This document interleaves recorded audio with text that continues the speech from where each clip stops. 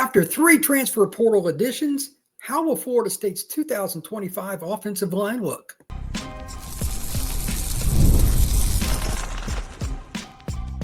You are Locked On Seminoles, your daily podcast on the Florida State Seminoles. Part of the Locked On Podcast Network, your team every day. Welcome back into Locked On Seminoles. I am your host, Brian Smith, longtime recruiting analyst and college football writer. Thank you for making Locked On Seminoles your first listen each and every day. Today's show is brought to you by Gametime. Download the Gametime app, create an account, and use code LOCKEDONCollege for $20 off of your first purchase.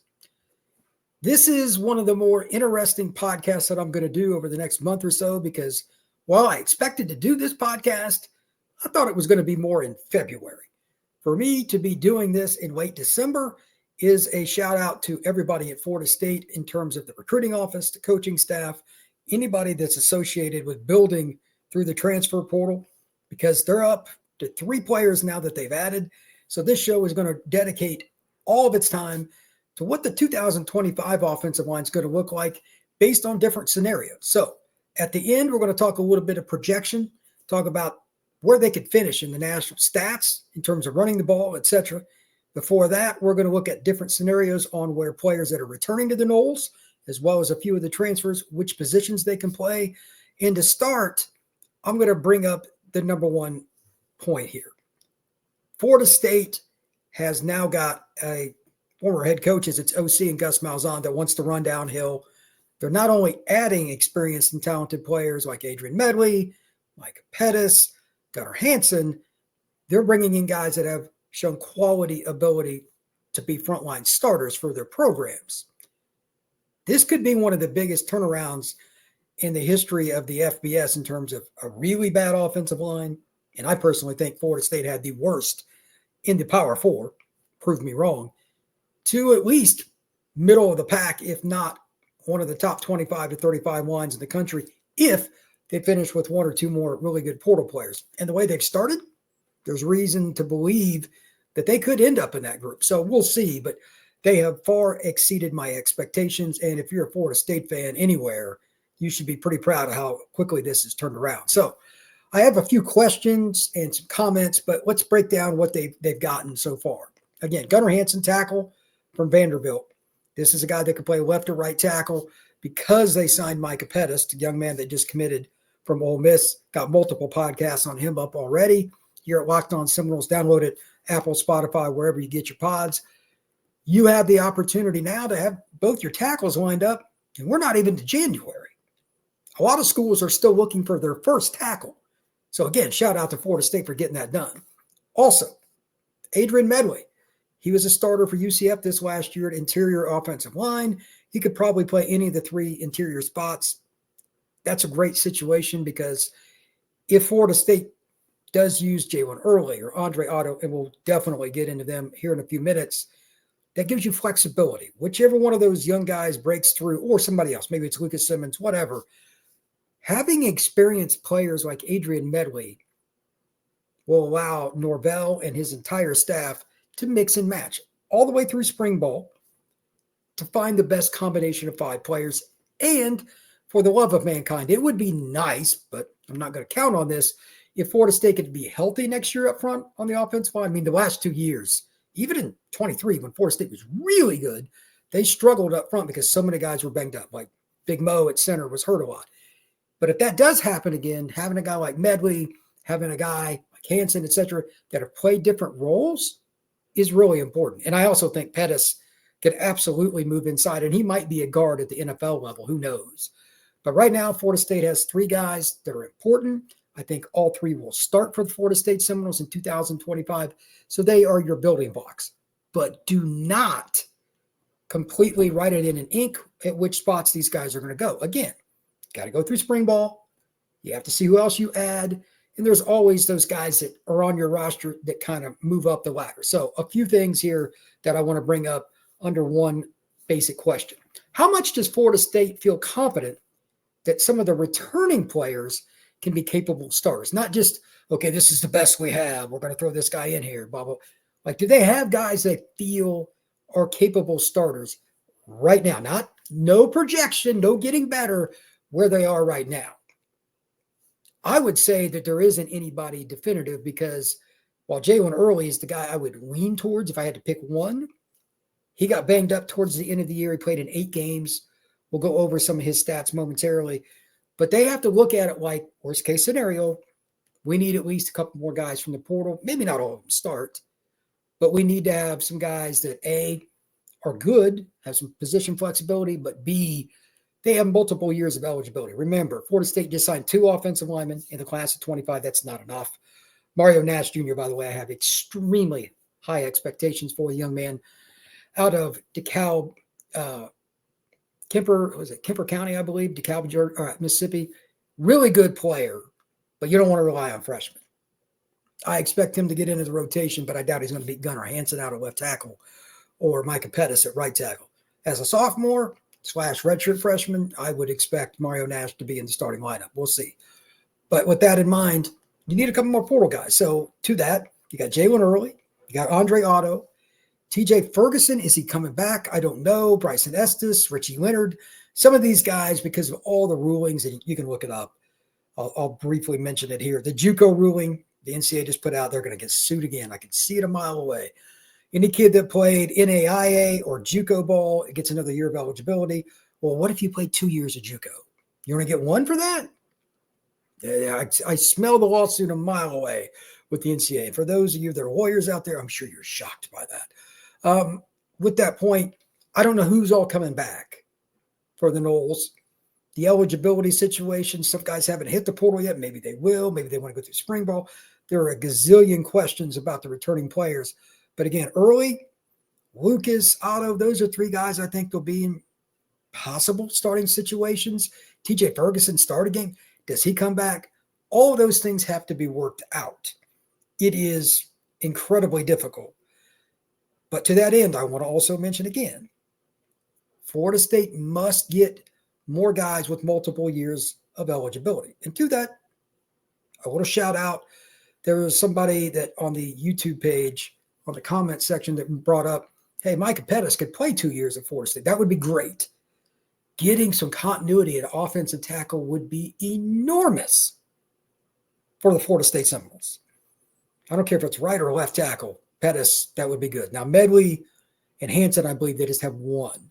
I could be wrong, but again, with the eligibility situation going on, the NCAA, it's ridiculous. It's ridiculous. I'm not going to try to project too much.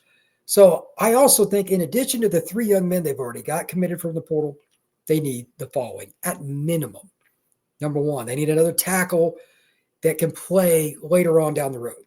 Not necessarily a guy that's going to come in and beat out Hansen, but somebody that has talent that could play tackle. If he's a swing guy that could play guard and tackle like Pettus, that's okay.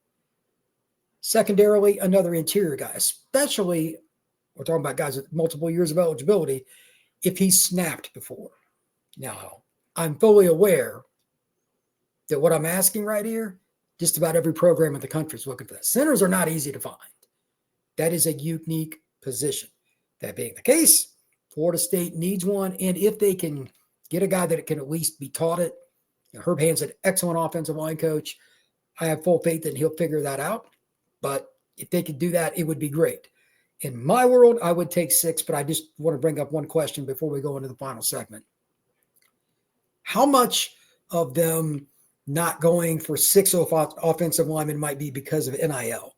As I talked about on the show on Christmas Eve, the money that's being shelled out right now with NIL is incredible, and it's because of the House ruling, at least in theory, according to the CBS article I brought up yesterday's pod, because everybody has to spend that money by the end of June for your year allotment in half the time. Because once allegedly, at least, because this could change, once the House settlement is in, the money is going to be shifted. Every school has X amount of dollars, like FBS, for their athletic departments. Probably about 2/3 of that stuff will go towards football for most major programs, Florida State included. But it's a little more controlled.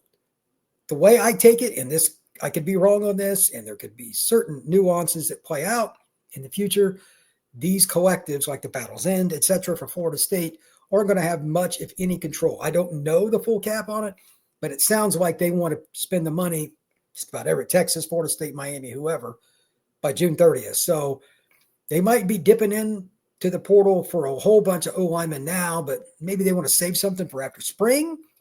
Maybe there's another position beyond receiver. Obviously, Deuce Robinson helps, but it's not lock, stock, and barrel on how that's going to go. Every school's got to figure that out, and it's really, really fascinating.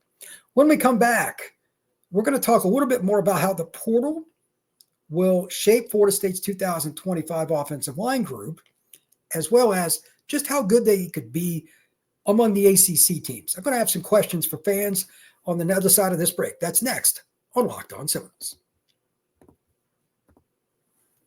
Have you downloaded the Gametime app yet? This is the app you need if you want to go to events like basketball games, football games, or even here at the Christmas holiday season, take your family to the movies. Yes, you can go to a play, you can go to a movie, you can go to a concert right from your phone on the Gametime app. I've used it. Numerous people use it, and they've got some pretty cool features inside of it too. There's something called Gametime Picks. So let's go through a scenario. You're at a Falcons game, a Miami Heat game, you're at a Tampa Bay Lightning game, whatever it is, and you like it, and you're like, you know what, I'd like to go to that again. You go in and you click on one of those teams, pick a game. There's a thing called Gametime Picks. They will take out the fluff for you. Here are the absolute best deals on the tickets. It shows you in that arena or that stadium where it's at, how much it costs. Saves you a lot of time. And I'm a guy that's not real patient, so I'm a big fan of that. Also, they will give you an idea where your seat is at. If you click on a specific seat, you can see the venue from that seat right there on your mobile device. So take the guesswork out of buying tickets with Gametime. Download the Gametime app, create an account, and use code LOCKEDONCollege for $20 off your first purchase. Terms apply. Again, create an account and redeem code LOCKEDONCOLLEGE for $20 off. Download Gametime today. What time is it? Gametime.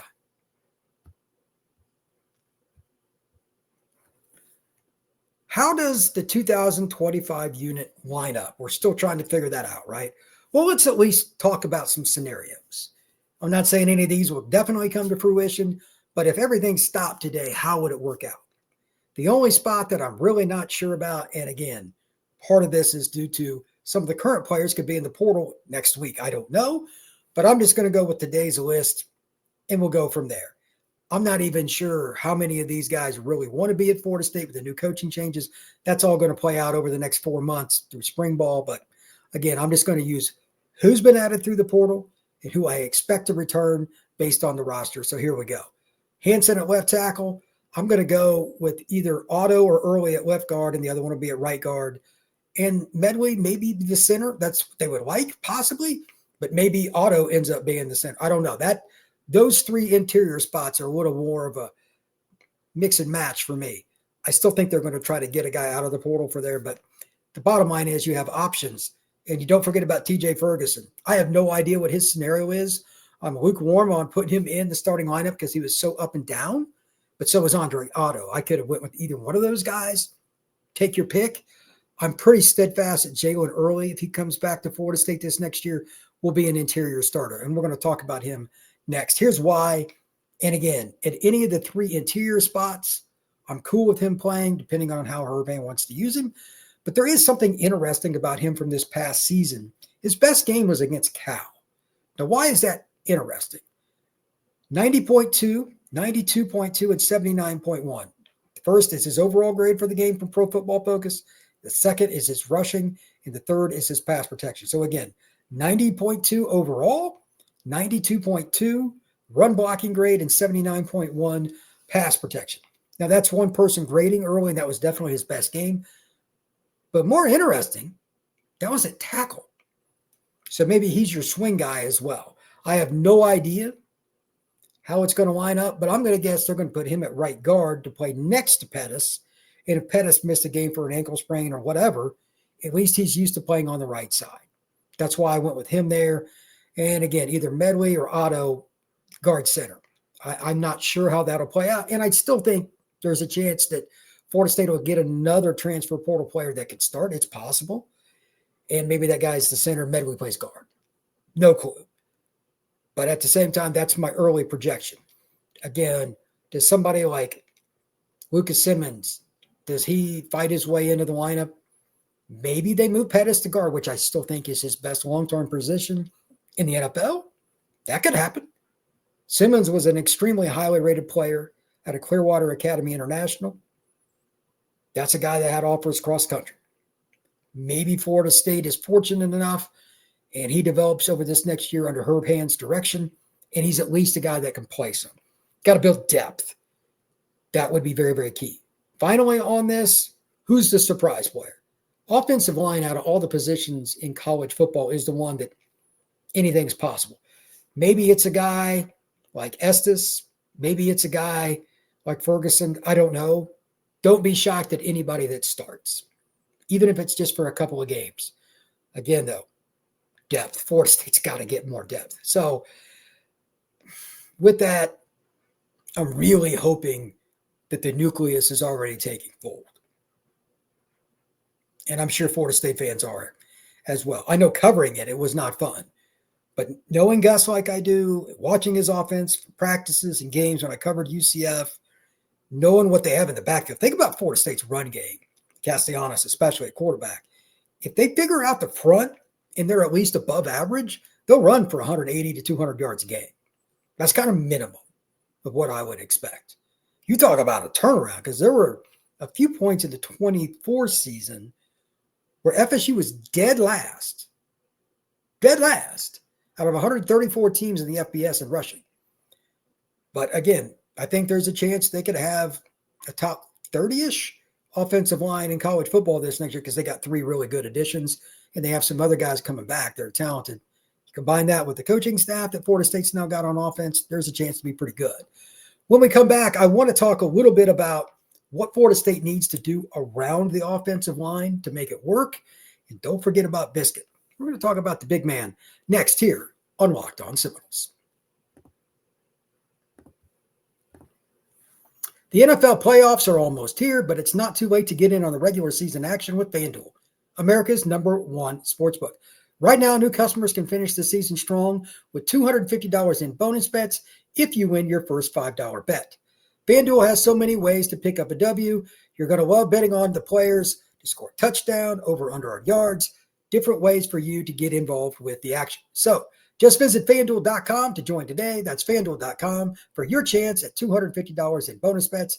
Make every moment more with FanDuel, an official sportsbook partner of the NFL. Do not forget that Biscuit is returning to Florida State. Now, why am I talking about a tight end? Marcus Douglas, for those of you who don't remember his nickname. He's at Florida State, transferred to Arizona State, comes back to Tallahassee for this next season. Gus Malzahn is going to run downhill, and he has a very strong point of how he wants to run the football, because it's worked forever. 2 tight end sets with 1 inline guy that can really beat people up. He may not have ever had a guy quite like Douglas in terms of the upside. I'm not saying he's a great blocker, but he's 280-ish, give or take. That's a guy that should be able to give Florida State some edges on the outside, literally and figuratively.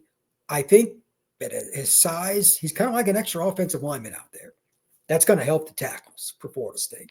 It's also going to help them with outside zone. It's going to help them with the rotations. It's going to help them with how they use Pittman at the H-back slot. They're going to be more versatile. Really, really matters in your run game. Your tight ends are as big a part of your run game, if you do it the way Gus does, running downhill, as your offensive line. That's really important. One other note on this.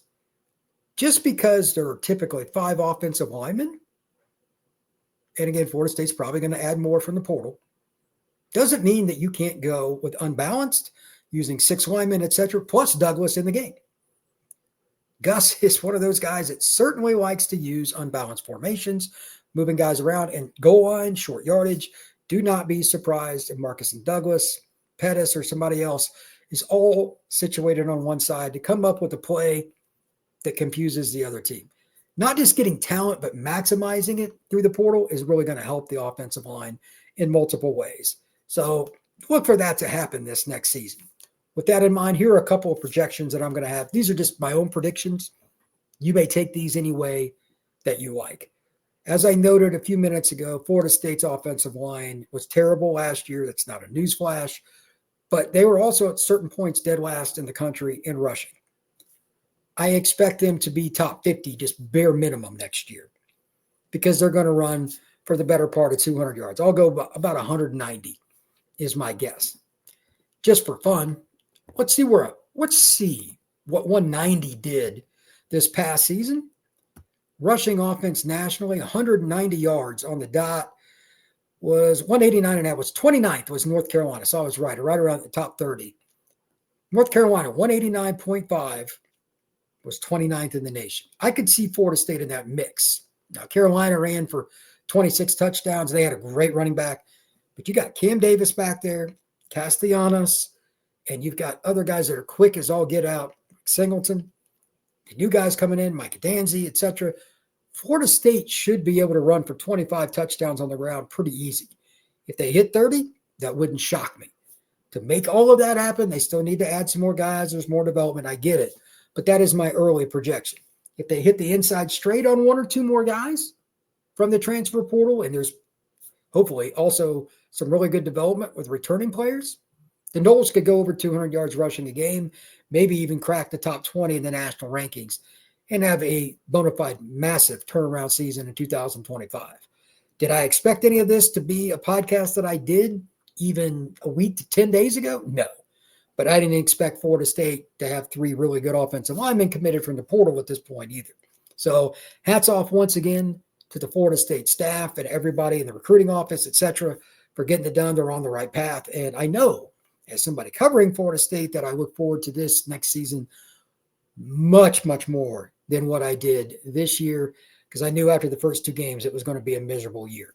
I honestly expect them to play in a bowl game next year and at least have fun watching them run the football. We'll see how the rest of the portal plays out at receiver and everything else before we start talking about the passing game. But right now, Florida State's offensive line is in a much, much better state than what it was just a few weeks ago, and that's a blessing. So with that, Merry Christmas to everybody. Hope everybody enjoyed today's Locked On Seminoles show. If you would, please hit that like button, hit that notification bell, and subscribe to this Locked On Seminoles podcast.